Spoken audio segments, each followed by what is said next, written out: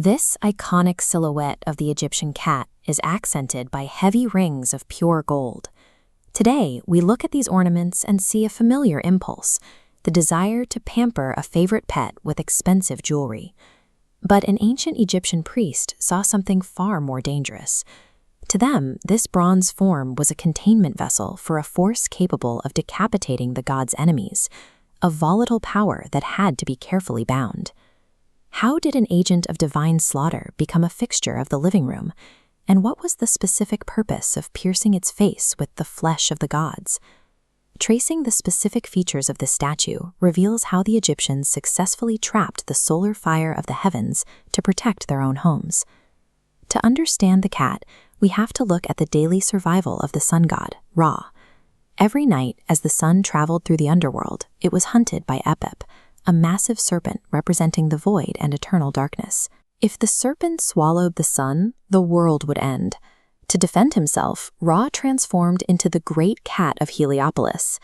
This papyrus fragment shows the feline wielding a knife to physically dismember the chaos serpent before the dawn. This myth defined Bastet's original form as a bloodthirsty lioness on the front lines of divine combat. In early Egyptian history, the feline form was the symbol of warfare and the violent defense of the universe. It had no association with the domestic comforts of the family home. As Egypt entered the Middle and New Kingdoms, its society stabilized. With that security came a shift in how the people interacted with their gods. The terrifying lioness began to shrink.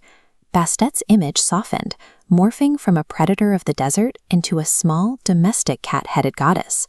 Her domain shifted from the battlefield to the household. Instead of slaughtering enemies, she was now asked to protect women, music, and the fertility of the home. This religious transition followed the reality of the streets. Wildcats were increasingly valued as pest controllers, eventually moving from the grain silos to a permanent spot under the family chair. Bastet traded her role on the cosmic battlefield for total dominion over the Egyptian living room. Why require these heavy piercings? In Egypt, gold was the literal flesh of the gods. Never tarnishing, it was the physical sweat of the sun. These ornaments were spiritual tethers, reminding viewers this animal was the daughter of the sun. Gold's refusal to tarnish makes it the only material capable of holding the sun's heat forever.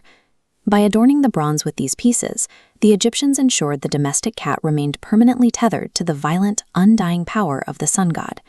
This connection was so absolute that it was written into civil law.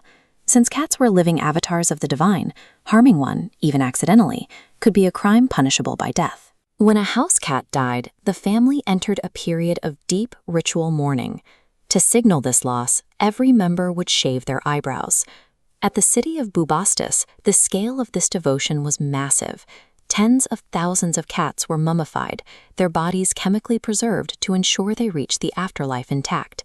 For high-ranking nobles, a simple linen wrap wasn't enough. They commissioned gold-lined sarcophagi and placed golden toys in bowls inside the tomb. The most elite cats were outfitted with death masks of pure gold or lapis lazuli. This was the same royal standard applied to the pharaohs, visually equating the family pet with the kings of Egypt. There was a practical logic to this extravagance. Providing a cat with a royal entry into the underworld ensured it would continue to serve as a divine guardian for the family's bloodline for eternity. It is a remarkable journey. The feline began as a cosmic weapon designed to butcher underworld serpents, and ended as a cherished family member buried with golden mice. This bronze Bastet statue remains the perfect record of that transformation. Putting a golden collar on a house cat was the ultimate Egyptian triumph. They reached into the sky, captured the most terrifying power of the sun, and tamed it just enough to keep the darkness out of their homes.